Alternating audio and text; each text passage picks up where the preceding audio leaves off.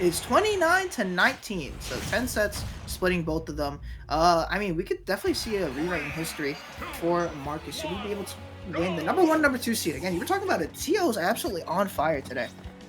So this is the IRL coinbacks at home. Alright.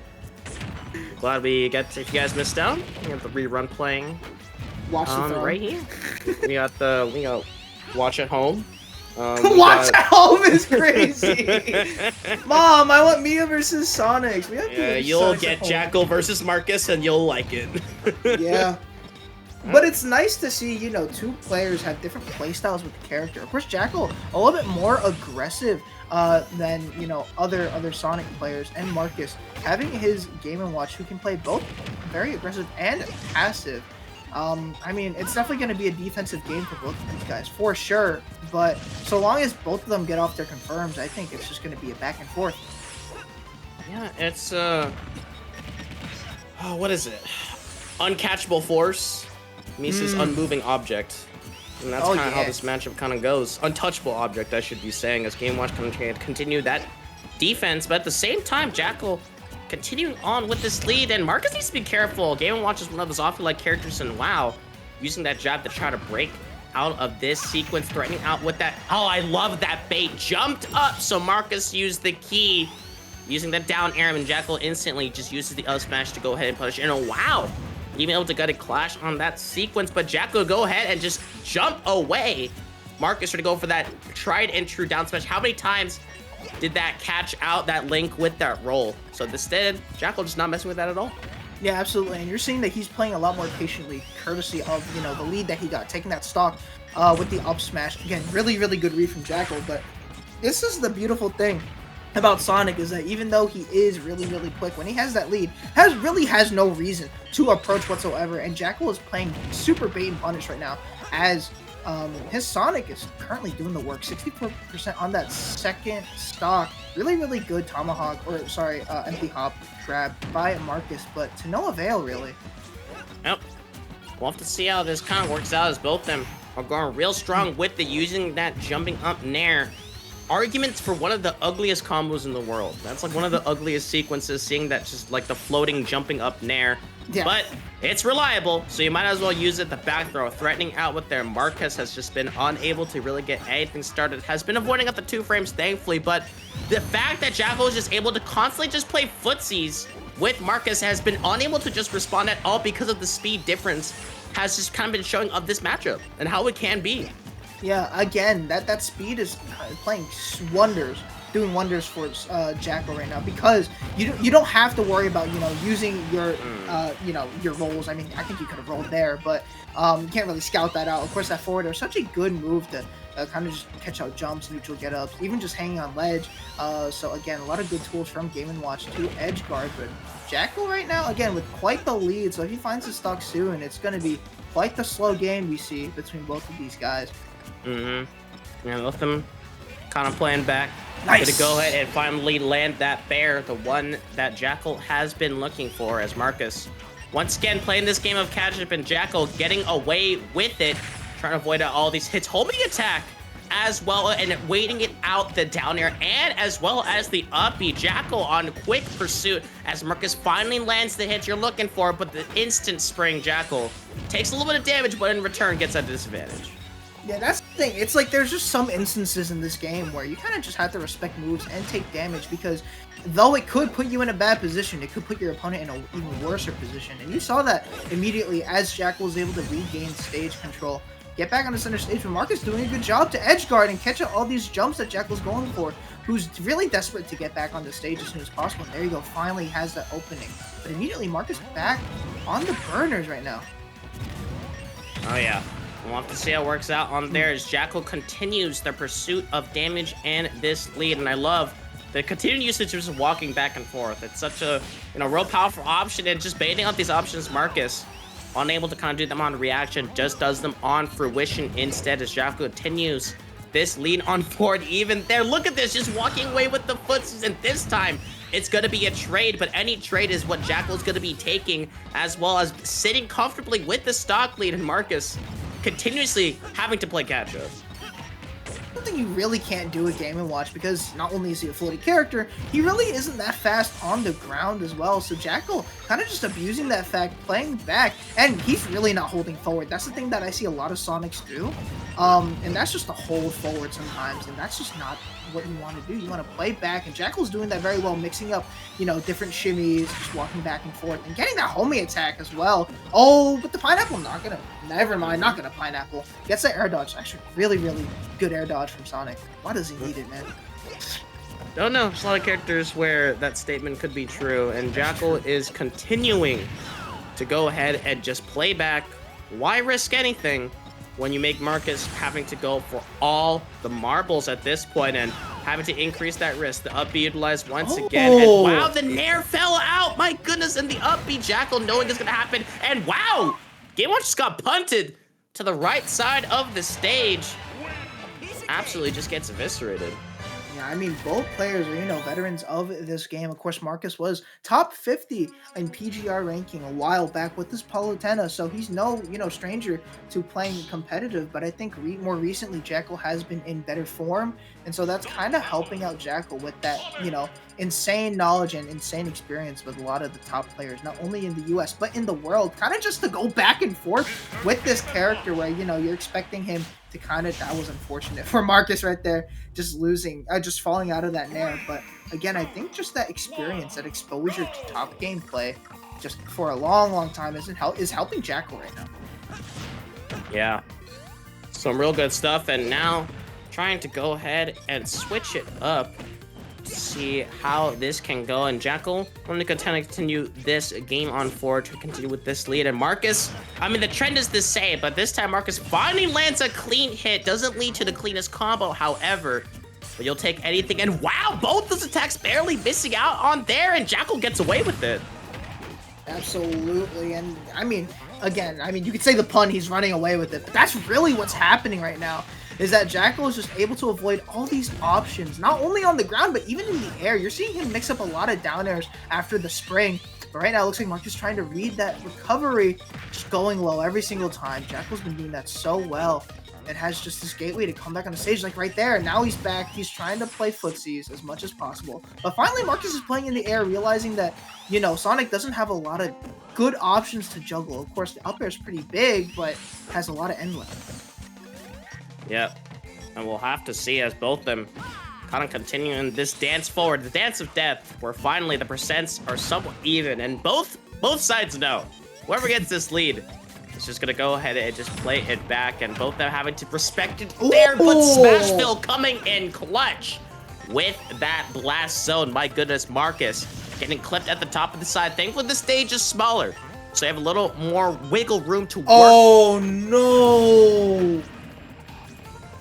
Well, can't will yourself out of that one, unfortunately. So, a one-stock lead quickly turns into a two-stock one, and Jakal will comfortably sit back and say, great, I got 5 minutes. Exactly. I mean, of course, you're going to take any lead possible against a character like Game & Watch.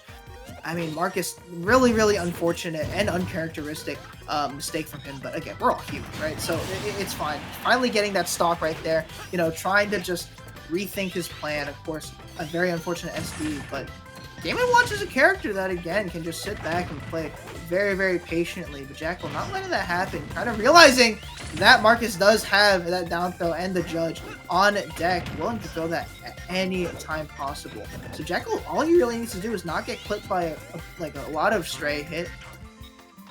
Oh, yeah. Oh, well, that's evened up. I guess both players decided. I guess it just didn't matter what the S. It was a homie stock, you know. it's the Smash 4. We're playing with 2 stocks now, and now all of a sudden that can be gone. Yep. Yeah. Oh. Your RNG means nothing to a PGR player, a world ranking player. They got that plot armor, baby. And Jakal, go ahead and just comfortably say, yep, that really sucks. That's like one of 2 opportunities you get to try to cheese me out on there, and Marcus paying the price dearly as Jakal continues to just wail on this Game & Watch. Great job of using the jab. Can't let go of the shield just yet from how plus that is, but Jakal just needs one clean hit to basically close this one out there fair. Not gonna do it just yet as Marcus is clinging on for dear life. I mean, we've seen what Game & Watch can do. Jakal just needs to continuously play safe, and this is exactly why he's been playing this non-interaction gameplay. Yeah, I mean... wait, back here? No. That's the thing with Sonic, is that not only can he recover low, he can recover high. His distance, his vertical distance is absolutely insane. And again, his mix-up right there, just going for those spin dash into cancel down airs, and even really just jumping out of that to go for the nair, because it's very, very confusing with the animation. So Jakal playing that, using that to his advantage, almost killing with that dash attack, but not just yet, even with rage. Yeah, just avoiding out there, knowing that a straight down air might connect. Wow, the last hits of the dash attack actually unable to do it. Fell out the platform with the fair. Marcus actually able to pull that one out. The platform, the MVP there in that sequence. Great stuff on there, but if you're Marcus, you're patting yourself on the back saying, my goodness, I survived. We'll have to see how this continues on forward. Yeah, and I mean, we really did just play Smash 4, again, like you said, with those two SDs. And Marcus, like, with some really, really good defensive, you know, play right there, just reading out Jakal's air dodge with the forward air. And that's something you can do with Game & Watch, is just send out a bunch of active hitboxes, a bunch of big hitboxes too, that can just catch out your opponent when you're not expecting it. So when you're sleeping on a character like Game & Watch, that's just something you don't want to do. And again, defensive resilience is really the name of the game between both of these guys right now, as is Game 3 between these two to go into Grant. Grands is at stake, and now back on the town. Last time, the reason Smashville was able to give Jakal that early lead, but it kind of disappeared early as both players decided to give up stocks in a very unconventional way. That's the professional way of you putting it on there. The unprofessional way to say is, wow, they both SD'd in really dumb fashions. But that is not my place to say, as Marcus and Jack continuously to play this game of cat and mouse, and the roles exchange occasionally. But the game plan remains the same. Yeah, I feel like now in this Game 3, they're playing more mouse and mouse rather than cat and mouse. But that's just kind of what you have to do. You kind of have to play patient and wait for mistakes to occur. And they happen often in Jakal catching out Marcus's neutral get up on that platform with that back air. And that's the thing with, you know, the side platforms of Town and City. You can tech, you can, you know, even like mix up your rolls, but it's super risky to kind of just keep on playing around those areas because you die so early to so many moves. And of course that back air proving it. My point right there. Oh boy. And both of them continue on there, as well as Jakal avoiding out the attempts that Marcus has been trying to do in order to clip out their recovery. Jakal has been so consistent in avoiding it out on there, an early spring to avoid out there, and as well as a nair to avoid the down smash. Such clear and calm decision making by Jakal that is being rewarded by holding onto the stock for dear life. But Marcus getting hit with so much damage, having to use an up B. But I don't know, Jellyfish, this is looking real bad. Bad, but again, Marcus has that ability, just that patient ability to just wait out your opponent and absolutely dismantle them. And again, RNG can play a big role because you know that Judge is definitely being primed up right now by Marcus, but it doesn't matter if you have, oh my god, that was going to be a crazy read, but it really doesn't matter if you have RNG, if Jakal's not going to let you perform it. Oh, wow, you're alive. Really, really good character knowledge right there from Marcus, knowing that the air dodge is going to allow him to recover. Okay. I wonder why he went in there. We love Smash Bros. Forward smash is inevitable, and Jakal gonna go ahead and, like you said earlier, the mix-up timing. And you just get rewarded if you guess wrong by hitting it up. Wow, gets blasted away. So Marcus, I mean, what's your decision making? You're probably gonna go for a grab into a side B, hoping that a 9 lands. Because if you're gonna continuously play this, like trying to catch up in a reaction game without trying to cheese out Jakal, then you are in for a bad time. Yeah, desperation definitely kicking in for Marcus right there. As, I mean, again, he's really trying to play in the air, trying to land with forward air, even up air, finally getting a small conversion. Gets a down smash, a good tech from Jakal, managed to get out of there. And that's the problem with Game & Watch forward air, is that really any active hit, like the, you know, that back air, even dash attack, will break it, and so it won't explode. That's the thing. It leaves you open. It leaves you vulnerable. And that's what Jakal has been doing so well. Keeping Marcus vulnerable, not letting him really hide behind a wall of projectiles, trying to read an early up B right there, but again, not finding it. Both players trying to guess, but not really educated from both these guys. That's one way of telling what the players are thinking. Me personally, I would just say that Jakal could care less. You just have a huge lead to work with. You're just waiting for Marcus to make a mistake. Marcus is getting desperate in order to try to go for a Hail Mary option, but Jakal continuously playing the runaway game, and it does not help that this is Talden City. It really does not. One of the worst things, because like, yes, Marcus, you're able to win out the second game, but the problem is that the perks of winning game number 1 gives you the clutch factor counter pick stage for the one that really matters. And at this point, Jakal want to make sure kind of continue this on forward, and a trade working out, and Jakal respecting the down air, could care less about it. That was a mistake, could have gotten punished, but Marcus having to settle for the jabs as a frame trap instead as Jakal to go ahead, and that's gonna be barely staying alive. But Marcus, I don't know. I'm usually a very positive person, but this isn't pessimism, it's realism. And Marcus, you're running on borrowed time, my friend. Really are, in 2 minutes, left on the clock. Really, if Jakal wanted to. Oh wait, actually, yeah. Really, if Jakal wanted to, he could play the waiting game, the down air to send Jakal off stage. But it really is looking too late. That spike, that down air spike. That down air didn't, and sent Jakal upward. Not gonna kill just yet. That's the thing. Jakal can play, a very, very late and lame gameplay, but it doesn't matter because that up throw is gonna kill. Thankfully, this is a best of 5, so Marcus still has a lifeline, still has a chance to get into winner's side. But again, that you were talking about it before, winning that game 1, really just having that game advantage allows for you to have a buffer. And even if you lose a game, you're like, okay, well, it's still even, and I have a chance to really just gain that lead again. And really, that has been what both of these players have been fishing for, just getting that lead with the stock or even percentage and really just playing back. Yep. And like the difference between like the Smashville and as well as Town, like the change of pace and having to immediately go back at the Smashville, I definitely agree with it. I mean, Marcus trying to go for something out on there has been overdue for a 9, but really wants to get this guaranteed damage. But Jakal's defense and his willingness to mixing up the DI has been so strong that Marcus has been unable to go for those big strings and combo sequences of damage that Game Watch has been known for. And this time, hold the jab. Oh, what the? The hit from behind. The hitbox is absolutely gigantic. But again, this is the thing that Marcus needs to do, and you mentioned it before, is that he's just getting a lot of damage off, just getting like as much of a lead as possible, because when he's off stage, the lesser the damage, sometimes the merrier. And right now, I mean, Marcus playing super well, just getting all these little tiny conversions off the up air into the up B. Gonna connect at 21% on a small stage like Smashville. You're gonna die, and that forward air right there, sealing out that stock and confirming the lead that Marcus has right now, 39%. Really, really bad stuff from Jakal right now. But again, Jakal has that experience on deck more than Marcus does, and he has a character that can do it. Oh my god, he's a character that can do it. Just killing that early.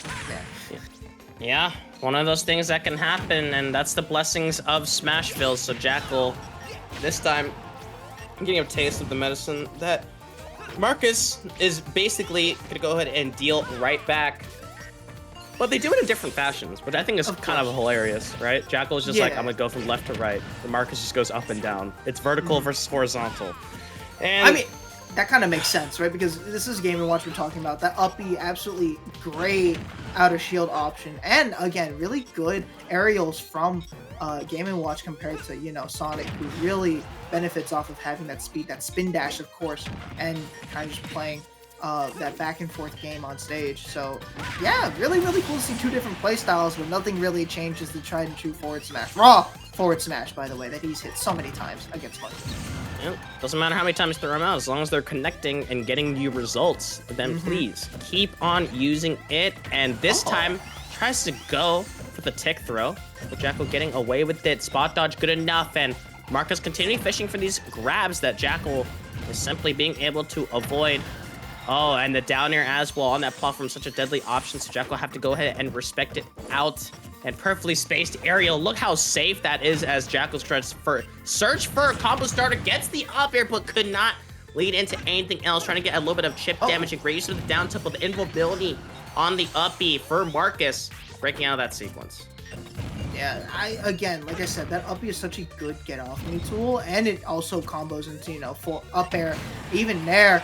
And then now they're not going to kill. Interesting kill sparks right there, but finally reads that recovery route from Jakal with the backer. He's been fishing for that a lot. Marcus really relying on, you know, hoping that Jakal goes for a high recovery.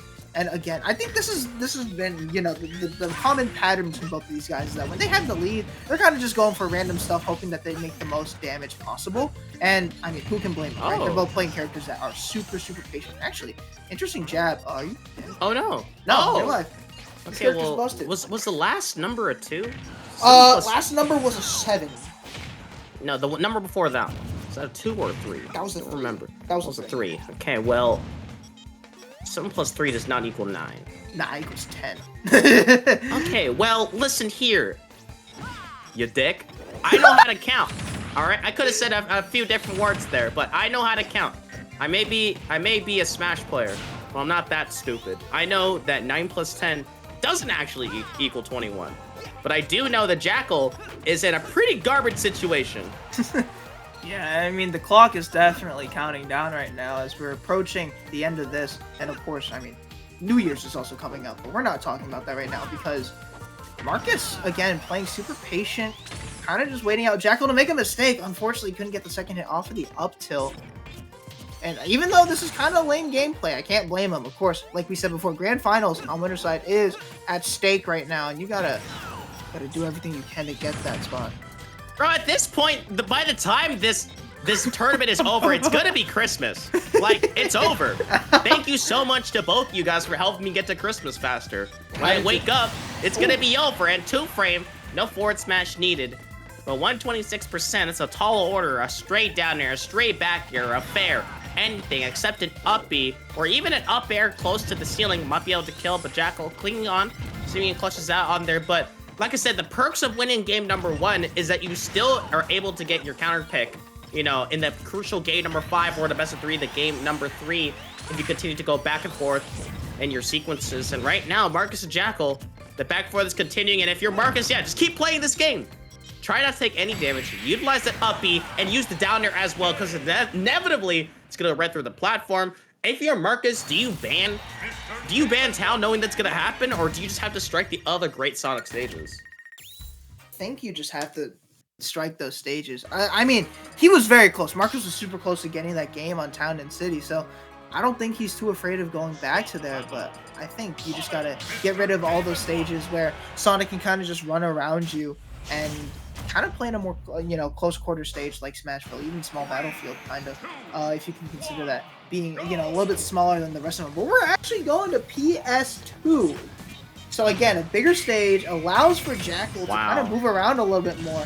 And I mean, Marcus is going for damage at this point, right? Just getting that lead as soon as possible, and it's doing wonders right now. 49%, definitely a lot, because if you're just chipping away at your opponent, any percent is, you know, valuable percent. Yeah, and the circus music is playing because the up and down trapeze that Marcus is going to continuously to do, as Jakal is trying to get any poke damage as well, catching the no tech into a nice little sequence. Great attempt on the read as well. You might as well go for it. Absolutely. You have nothing to lose and everything to gain. As in this game number 5, great stuff using the homing attack. Rarely pulls it out, but it's an excellent mix-up.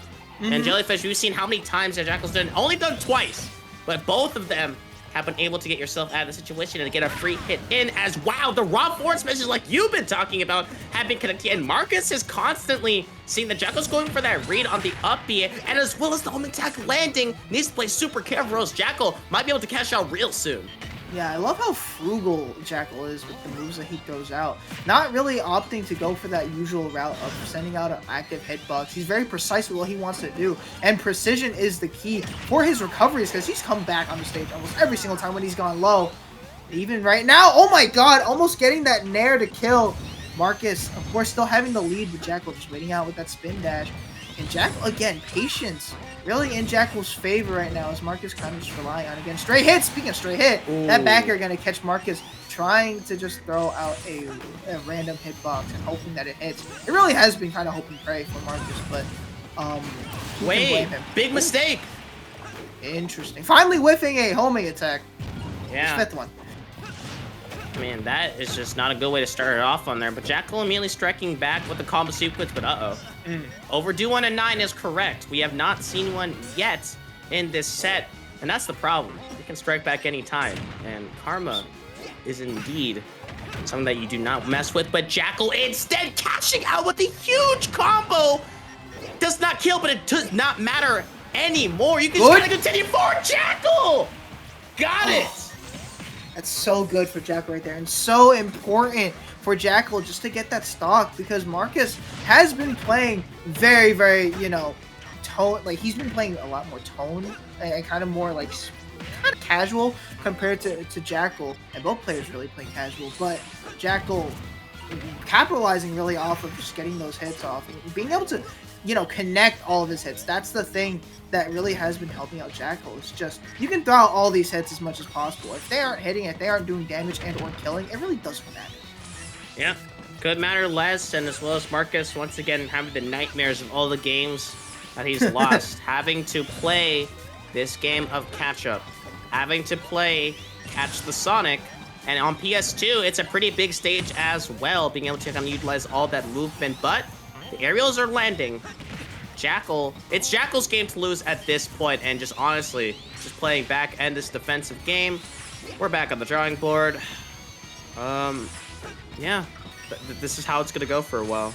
It's weird because I'm looking at Jakal right now. Of course, he's using spin dashes, kind of just to be able to switch his position on stage. But do you really want to move in against a character like Game Watch? I don't know if that's really the plan, because as you can see right there, when you just drop your shield, you let your guard down, you kind of just get, you know, punished for it. Do you think Jakal gets grabbed into a 9? No, that'd be really funny, right? That'd be really hilarious. funny.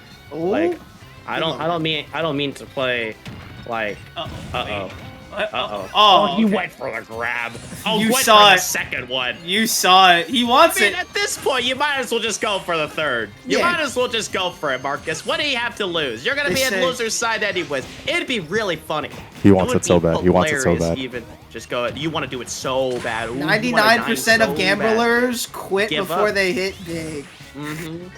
My goodness, and the dash shot connecting. That's a lot of rage on this Game & Watch, but the raw forward smashes being thrown up by Jakal. The lead still continuing on forward, tries to bait out a defensive option. Another raw forward smash. Marcus getting headed for quite a lot. Oh my goodness. Whoo! Baiting out the grab once again. Jakal does exactly what Marcus wants. Try to find it out as well. But the up B is going to go ahead and get the job done. Trying to use the bucket to stall. Great defense on both ends. Oh, the back air. The last few hits land. Does not connect with it as well. The hits are landing, and the spin does as well with the fair. Nicely done. Judge be damned. The executioner was Jakal all along. Yeah, really just closing out that game, despite Marcus having some glimpses of life, really, in that game. But again, it was really just back and forth with whoever had the lead, and when they did, it just seemed like they had, you know, the game in hand, because of course game 1 you saw Jakal have the lead, and then game 2 Marcus. It was really just back and forth between both of these guys. But again, I think it was just the execution of their moves, just being able to hit, you know, their forward airs, their nairs, their straight hits. That was what Jakal was able to do, bait out all these different options that Marcus was going for, because he knew that he was getting very desperate for these grabs, getting desperate for these nairs, and again, character knowledge, being able to fall out of these different moves definitely helped out Jakal. And again, that just comes down to experience. A lot more, you know, experience in Jakal than Marcus, at least of right now. Yeah. I mean, as well as going to Game 5 kind of speaks volumes to how important the stage is. And at the end, it was Jakal's ability to come close out there. A little bit of a big mistake, like you said earlier, going left to right. But at the same time, the ends justify the means, as well as that this match was Mickey Mouse. Like, Jakal had full lead. It was going perfectly until double SD. Yeah, it was a double. See, look at that. It was so bad we can't even show it. That's how tragic it was. It's like when someone brings up like controversial issues at Thanksgiving dinner table. It never ends well. It never really goes doesn't. well, and you just want to enjoy your food. But no, now there's a Sonic and in Game & Watch exchanging blows and a Raw Force map that should not have landed, but it did. Yeah, and I think that is just, you know, the war of attrition between both of these characters. That physical, mental, and emotional fatigue really playing in this matchup, kind of, you know, getting these guys to make a lot of different mistakes and nerves, of course. I mean, you can't count that out at all. But I think the problem is that even though Marcus was playing in the air a lot, he wasn't really able to land because of how floaty the character is, how floaty Game & Watch is. So no matter how many Buverse you know, buckets you do, I wonder where. Oh, huh? How did that happen? Okay, but back to what I was saying. So it was like a lot of, you know, Marcus. Sorry, kinda I just not being was able to representing land. the audience's excitement about how That's that match went. crazy. I was like, dude, why is the chair moving? But again, Marcus not being able to land, and Jakal kind of just throwing out those stray hits, those active hitboxes, kind of, and just chipping away at the damage and chipping away at, you know, the mental of Marcus. Gave him that 3-2 win. Again, very, very close between Seed 1 and Seed 2. So was it unexpected? No, not really, because both these guys are very, very you know, close in terms of skill level. Yeah. And we'll have to see how it continues on this bracket as the quick updates go. Delta Force lost against Mateo, and Marvel taking over Lemon Tea. So next we're going to have Mateo versus Marvel, but real quick, Collision 2024 is coming up. Look at all these names, fantastic stuff. It has been the premier major to go to happening in March. Gonna go ahead, start.gg/collision, sign up, do everything you can. I'm gonna be submitting my application as well. Really want to visit this place once again. And my goodness, look at all these things. And as well as we've seen it before, but the New Jersey Smash circuit, look at all these tournaments that are in there. July 9th to December 22nd with a 2